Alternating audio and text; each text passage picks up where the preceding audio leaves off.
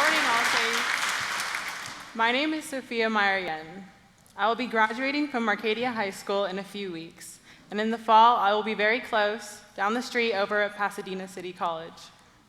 Here at All Saints, I've been very involved in the youth activities, like acolyting, youth group. I've been on the retreats, and this past year, I've had the privilege of serving on our vestry. Over these past few weeks, my fellow preachers and I have been working with Jeremy to dissect today's lessons and develop our own insights. While the central themes were for the most part clear, the bigger challenge was in connecting everything together. I was intrigued by the recurring themes of compassion and astonished at the two separate instances of resurrection. Both the passage from 1 Kings and Luke revolved around the interactions between widows losing their only sons and the religious figures who were compelled to restore whatever quality of life for the women that they could. These widows represented the most powerless members of their society. Without husbands, they relied solely on their sons in order to maintain the small social standing they had. Elijah and Jesus were well aware of this cruel reality and used their own privilege as educated, respected male leaders to make a small difference in the lives of the two widows.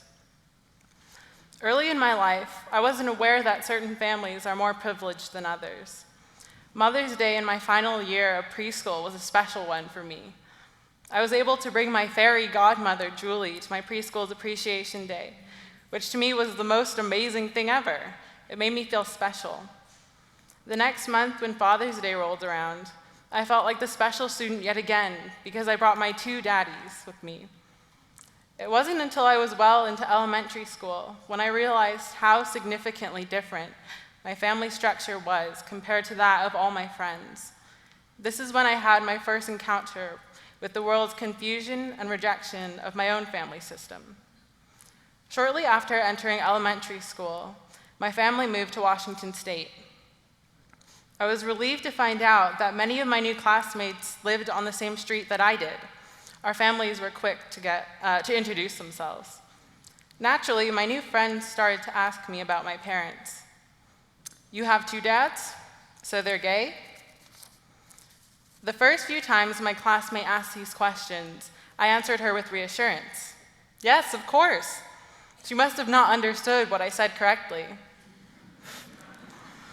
But as she repeated the same questions in the following weeks, with a smug expression wiped across her face, I realized the intent of her game was not to remember my answer, but to mock me. Up until that point in my life, I had never felt so vulnerable, and the realization began to dawn on me that this information should not be so readily given to my peers. Like the widow, I was on the margin. The stigma that surrounded my family was becoming a painful reality. I began to notice the behaviors between my friends and their families, and my own family upon initial introductions. How were the parents reacting? Did my friends notice? Not sure how to react, I decided I would rely on only myself, and I began to involve my parents in my life less and less. After living in Washington State for a few years, my family moved back to California for my last year of elementary school, to the same school district I had entered when I was in kindergarten.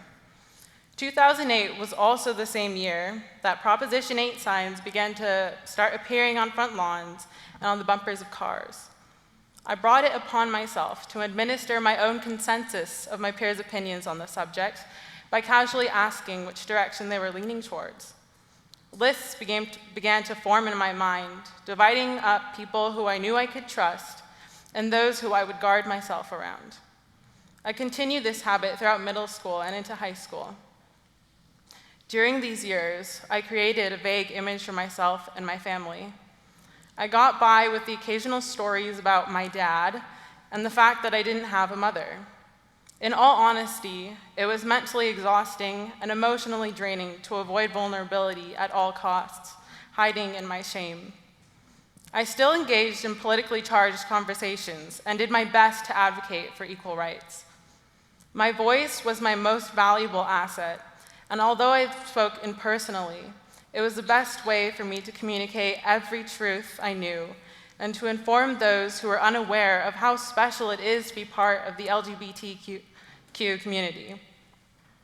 Maintaining my distance from my very personal role I played became increasingly difficult. The guilt and the fear of hypocrisy was overwhelming. I was no longer able to disregard my own morals, in the same way that Jesus was unable to merely stand by and watch the widow be literally cast out of society. When he passed by the widow and her son's funeral procession, he not only hears her cries, but he also felt her sorrow and her heartbreak. He was aware that this widow's situation was more than just the loss of a loved one. Without her family, without her son, the widow has become one of the most disadvantaged members of her society. There is a stigma that surrounds her.